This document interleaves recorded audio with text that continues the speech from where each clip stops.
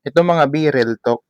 Bakit ganun mga B? Kapag nakikita nilang nagpi-fitness ka o naggi-gym ka, sabi nila, sayang lang daw yung pagod natin dito, sayang daw lang daan ng mga sakripisyo natin para dito.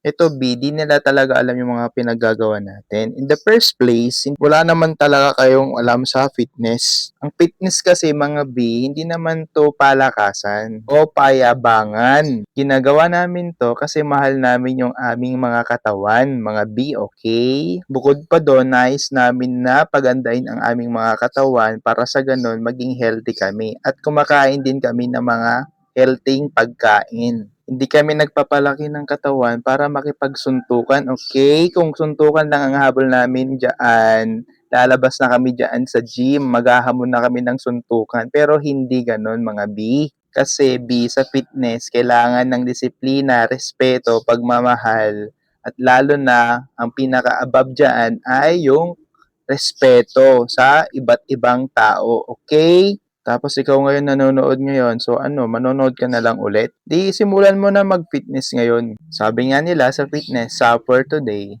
enjoy tomorrow, okay? Wag lang puro work, B, workout din, okay?